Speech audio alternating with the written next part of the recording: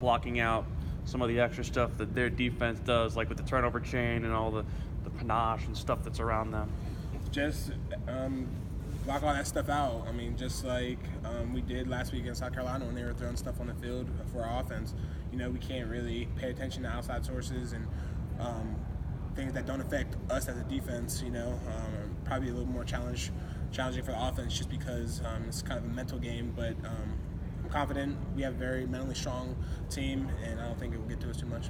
Has the conversation ever come up with your defense that, you know, they do the chain, I think some other schools put a chip in a bucket? Has that conversation ever come up with you guys that you need to do something? No, not necessarily. I mean, I understand why they do the whole chain thing. I mean, it's the U, you know, and everything that comes with it. I mean, I think it's pretty cool because that's the flash of the program, and I mean, so be it. Teach his own. I mean, for us, we don't necessarily have that just because it's Clemson, and you know, we don't really necessarily look forward to getting recognition like that as far as creating a turnover, but just celebrating with your teammates and just understanding that us getting a turnover helps our offense and helps our team put us in the best position to win.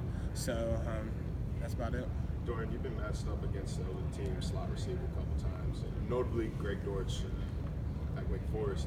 But what kind of challenge does Barrios present to you? He's physical. I mean, he's strong. He's quick. So I got to be disciplined in my technique. You know, like I said, it's another matchup and a chance for me to showcase my skill set. And I mean, he's a great player. So I'm just really looking forward to that. Do you feel like this is a 100% win or go home as far as the playoffs, or do you feel like you could drop this game and still find your way into that Final Four? It's definitely win or go home. Just Miami, they're a good team, and if you know we lose to them, then especially with everything else going on in the CFP, just in my opinion, it's win or go home. That's my mindset, and I think that's the team's mindset. You've been without Trey Lamar for a couple of weeks now. How much pride do you take in the job that the other guys have done stepping up, like JD and Skowski and even Chad Smith? It's awesome, just because early on in the season there was a lot of question marks about that, like why are these guys getting reps this early on in the season, this, that, and the other. And I sat here and said, later on in the season we're going to need that depth to show up, and sure enough, it did. And I'm just really happy to how those guys responded, just because they knew that this time was going to potentially happen, and the fact that James came in and led the team 2 weeks in a row, the tackles, and him not being a starter is just a compliment to how well he's prepared and how much he's developed over the season. Dorian, you guys were the highest ranked team to get a win in rivalry week. Did you guys talk at all about Miami losing to Pitt, Alabama losing to Auburn, especially after Coach Sweeney let you know number one was on the line? Not too much, just a little bit. At the end of the day, the best team in college football doesn't always win, and you have to show up every week, and you can't underestimate an opponent because, as you can see, there's losses all over college football. So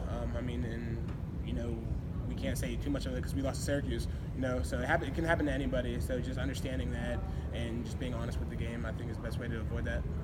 For all the questions that were outside the program about where Clemson was going to go after Deshaun, what were the questions with you guys, and was there a moment when you said, hey, this is going to be okay with him? I think the biggest question for us was just leadership. Who's going to lead? Who's going to step up and take things into their own hands? And I think as soon as we met after the national championship and going into winter workouts, guys really had to reevaluate who they wanted to be as a team and who they wanted to be as an individual on the team as far as leading. And I think we did a good job of guys stepping into those roles and everyone following and guys leading by example.